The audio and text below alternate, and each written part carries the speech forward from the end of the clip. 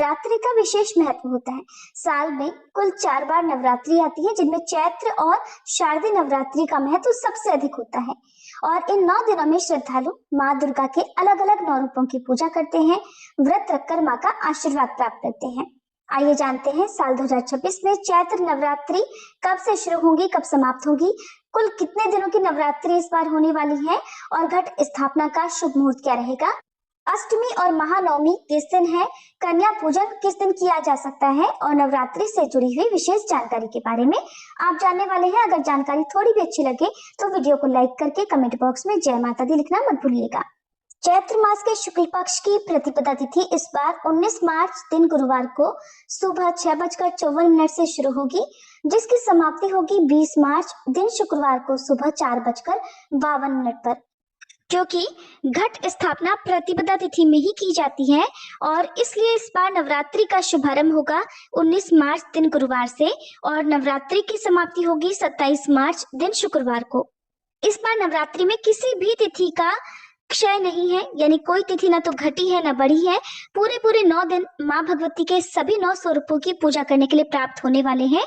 ऐसे में प्रतिपदा तिथि 19 मार्च गुरुवार को रहेगी। चैत्र नवरात्रि का ये प्रथम दिन रहेगा, जिसमें माँ शैलपुत्री की पूजा होगी और कलश स्थापना होगी। द्वितीय तिथि यानी दूसरा दिन रहेगा नवरात्रि का 20 मार्च दिन शुक्रवार को, जिसमें माँ ब्रह्मचारिणी की पूजा की जाएगी। तृतीय तिथि रहेगी 21 मार्च शनिवार को। नवरात्रि के तीसरे दिन माँ चंद्रघंटा की पूजा इस दिन होगी। चतुर्थी तिथि यानी नवरात्रि का चौथा दिन रहेगा 22 मार्च दिन रविवार को और इस दिन माँ भगवती के चौथे स्वरूप माँ कूष्मांडा की पूजा होगी। पंचमी तिथि यानी नवरात्रि का 5वां दिन रहेगा 23 मार्च दिन सोमवार को, जिसमें माँ स्कंद माता की पूजा होगी। षष्ठी तिथि यानी नवरात्रि का छठा दिन रहेगा 24 मार्च दिन मंगलवार को और माँ कात्यायनी की इस दिन पूजा होगी। सप्तमी तिथि रहेगी 25 मार्च दिन बुधवार को और माँ भगवती के 7वें माँ कालरात्रि रूप की पूजा इस दिन होगी। अष्टमी तिथि रहेगी यानी नवरात्रि का 8वां दिन रहेगा, जिसे महाअष्टमी के रूप में भी हम मनाते हैं। 26 मार्च दिन गुरुवार को इस दिन माँ महागौरी की पूजा होगी और बहुत से लोग अष्टमी के दिन भी कन्या पूजन करते हैं।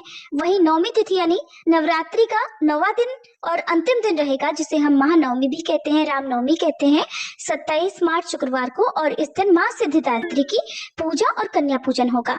अब जानते हैं कलश स्थापना के शुभ मुहूर्त के बारे में। तो 19 मार्च गुरुवार को नवरात्रि के प्रथम दिन में शुभ मुहूर्त में कलश की स्थापना की जाएगी और अमावस्या तिथि बीतने के बाद ही आप कलश की स्थापना करें, जिसमें प्रातः काल पूजा का और कलश स्थापना का शुभ मुहूर्त रहेगा सुबह 6:54 से 7:43 तक। इसमें आप कलश की स्थापना करके विधि विधान से नवरात्रि के प्रथम दिन की पूजा कर सकते हैं। सुबह यदि आप कलश की स्थापना नहीं कर पाते हैं तो फिर अभिजीत मुहूर्त में यानी दोपहर 12:10 से 12:58 के बीच में भी कलश की स्थापना कर सकते हैं। नवरात्रि के 9 दिनों के अलावा सबसे अधिक महत्व होता है महाअष्टमी और महानवमी तिथियों का। तो इस बार महाअष्टमी 26 मार्च दिन गुरुवार को रहेगी और महानवमी का पर्व 27 मार्च दिन शुक्रवार को मनाया जाएगा। नवरात्रि में पहले दिन कलश की स्थापना करके पूजा पाठ प्रारंभ करके संकल्प लेकर व्रत प्रारंभ किए जाते हैं, जिसमें भक्त पूरे 9 दिन उपवास रखते हैं। 9 दिन उपवास रखना संभव ना हो तो प्रथम और अंतिम दिन जिस दिन भी आपके यहाँ कन्या पूजन होता हो, उससे एक दिन पहले उपवास रखकर फिर कन्या पूजन वाले दिन आप कन्याओं को भोग लगाकर उन्हें प्रसाद देने के बाद, प्रसाद ग्रहण कराने के बाद स्वयं व्रत खोल सकते हैं।